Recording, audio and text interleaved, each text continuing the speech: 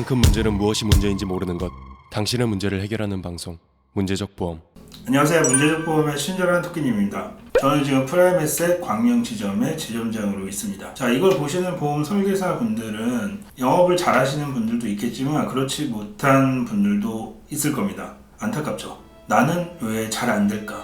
남들은 굉장히 잘하는데, 이런 고민과 어려움을 겪고 있는 분들이 굉장히 많을 거라고 생각합니다. 저희 문제적 보험에서 인생영업 재생 목록에 있는 시리즈는 설계사분들이 들어서 도움이 되실 수 있는 이야기들로 꾸려갈 생각입니다. 가장 큰 문제는 무엇이 문제인지 모르는 것, 당신의 문제를 해결하는 방송, 문제적 보험. 이게 저희 시그널 문구인데요. 고객들한테 보험 상품에 대해서 잘 모르는 일반 가입자들에게 올바른 정보를 제공을 하겠다라는 제 의지와 저희 방송의 성격이 묻어난 시그널입니다. 근데 설계사한테도 해당이 되는 것 같아요. 비단 고객분들만 해당되는 것은 아니라 영업에 힘들어하는 설계사분들한테도 도움이 될 수 있는 시그널 멘트라고 생각합니다. 뭐가 문제인지를 모르는 거예요. 본인의 영업 방식의 문제점. 그거를 찾아보려고 노력을 해야 되겠죠. 내 문제가 무엇인지. 자, 그래서 저희 문제적 보험에 특히 이 인생 영업 재생 목록의 시리즈들이 누군가에게는 힘든 이 보험 영업의 문제점이 뭔지, 나의 문제점이 뭔지 한번 스스로 되돌아보는 시간이 되었으면 좋겠습니다. 사실 오늘 하는 주제는 상담은 나는 굉장히 많이 하고 일을 열심히 하는데 왜 계약이 이루어지지 않을까라는 주제에 대해서 이야기를 해보겠습니다. 온라인에서 설계사들이 온라인 영업을 할 때 가장 힘들어할 수 있는 부분입니다. 아니신 분들도 있겠죠. 고객한테 상담 문의가 들어와요. 문자나 카톡으로. 자, 그러면은 다 대부분 비슷해요. 하는 방법은 어떤 보험을 찾으시는지 물어보고 간단한 기본적인 인적사항을 받습니다. 생년월일, 직업, 성별 이 정도죠. 자, 그리고 설계를 열심히 합니다. 비교 설계해서 고객한테 안내를 해요. 상품 설명을 막 하죠. 이 상품은 이래서 이게 장점이고 이 상품은 이런 게 단점이고 여기는 이게 좋은데 좀 비싸다. 이런 식으로 설명을 하죠. 열심히 일해요. 근데 막상 계약으로 이루어지는 확률은 너무 적습니다. 뭐가 문제일까요? 보통 온라인에서 설계사한테 상담 요청을 할 때 여러분 한 명한테만 문의를 하는 게 아니에요. 보통 이럴 때 여러분들이 하는 행동의 방식, 영업 방식은 다른 사람들도 똑같이 한다는 거예요. 무슨 보험 찾는지 물어보고 인적사항 물어봐서 설계해서 보내주고 상품 설명해주고 끝. 매력이 없어요. 자, 이게 나쁘다는 건 아닙니다. 확률적으로도 이런 식으로 하다가는 계약이 되기도 해요. 하지만 우리한테 중요한 거는 한정된 시간에서 온라인 영업을 하시는 분들이 효율성을 극대화시켜야 되거든요. 계약의 확률을 높여주는 게 중요해요. 그러면 어떻게 하는 게 좋을지 고민을 해야 된다는 거죠.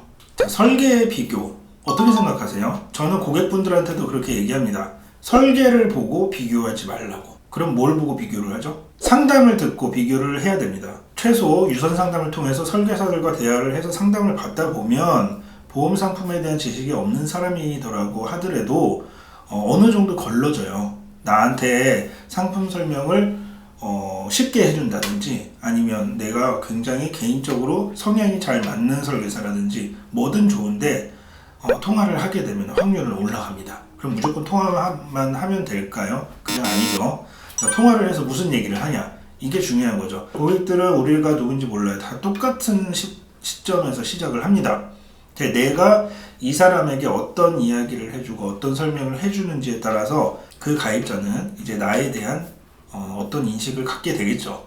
자, 보험을 파는 사람이기 때문에 설계서를 고객한테 주는 거는 너무나 당연한 일이에요. 근데 우리가 항상 놓치고 간과하는 부분이 있습니다. 이 사람이 암보험을 문의를 했기 때문에 나는 암보험만 지금 꽂혀 있어요. 암보험에만 집착한다는 거죠. 암보험 비교 설계를 하고 어떤 회사에 이게 장점이 좋은지 단점인지 지금 트렌드는 뭔지 그거에 대해서만 집중해서 비교 설계를 한다는 거죠. 제가 좀 전에 말한 것처럼 다른 설계사들도 다 똑같이 한다는 거예요.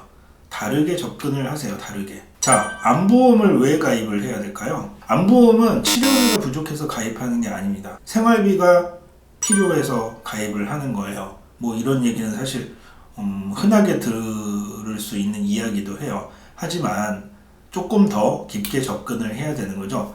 가입자가 안보험에 대해서 문의를 했어요. 자, 그럼 우리는 상품 설계를 하고 이 사람의 인적사항을 받아서 설계를 내보내는 게 아니라 이 고객의 상황을 파악을 해야 됩니다. 이분이 지금 어떤 상황이 있는지. 자, 이거 굉장히 중요한 문제입니다. 고객의 성향을 파악하고 상황을 파악하고 그렇게 완벽하게 상대방을 파악을 했다라면 영업에서는 게임 끝이에요. 자, 한 가지만 예를 들어 보겠습니다.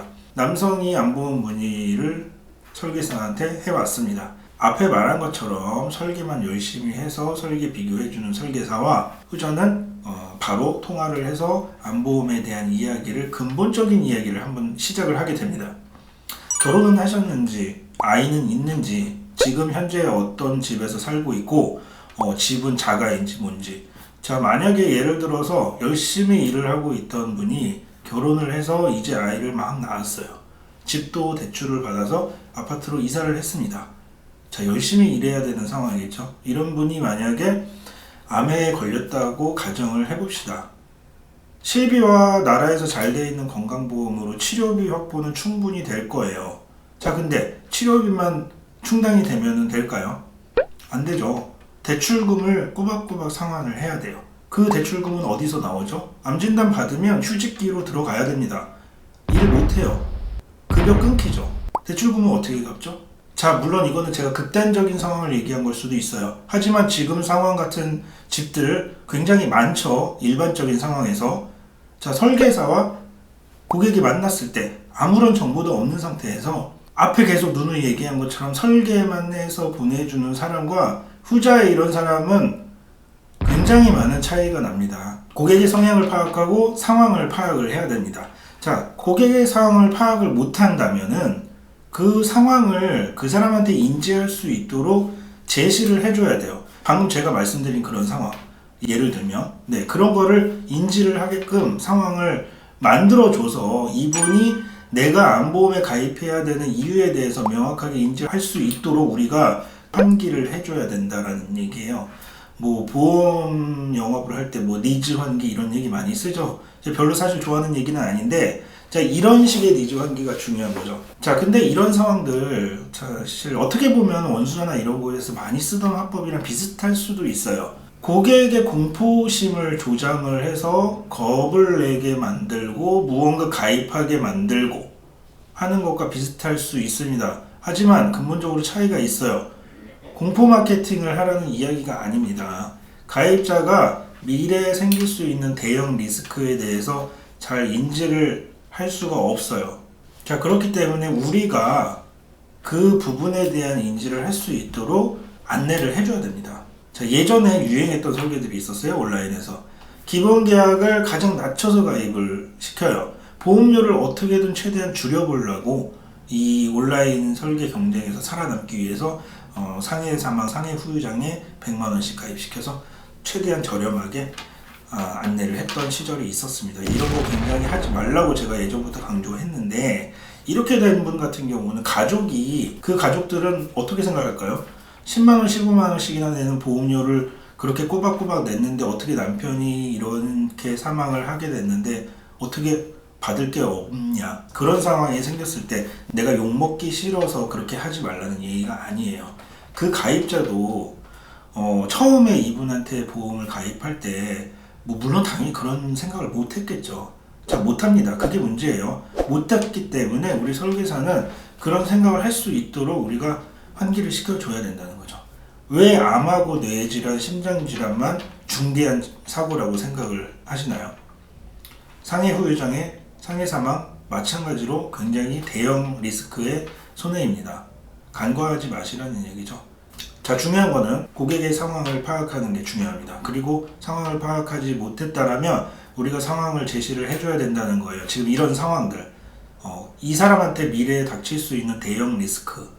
자, 생활성 가벼운 5만원, 10만원 이렇게 보상받는 생활성 사고인지, 아니면 초대형 리스크인지, 그리고 어떤 거에 집중을 해야 되는지, 이런 부분을 가입자한테 인지를 시켜줘야 된다는 거죠. 이런 설명을 해드리면 가입자는 다시 한번 생각할 수 있는 기회를 가지게 됩니다. 설계사한테 고마움을 느끼고 감사함을 느끼고 신뢰로 가는 첫 단계로 진입을 한다는 거죠. 무조건 카톡으로 상담하지 말고 통화를 하라고 합니다. 자, 전화번호를 잘 안 주는 사람들도 있어요. 전화번호 안 주는데 어떡하죠? 자, 이런 얘기는 제가 또 다음 시간에 해드리겠습니다. 고객한테 수월하게 통화를 하게끔 만들 수 있는 방법이라든지 이런 부분은 제가 또 준비를 해서 말씀드리고요. 자, 제가 그래서 마지막으로 한마디 드린다면은 단순한 찌라시로 배워서 교육받은 대로 그대로 판매하는 방식의 설계사들은 오래 가지 못합니다. 근본적인 이런 보험의 가치관을 고객과 나눌 수 있어야 됩니다.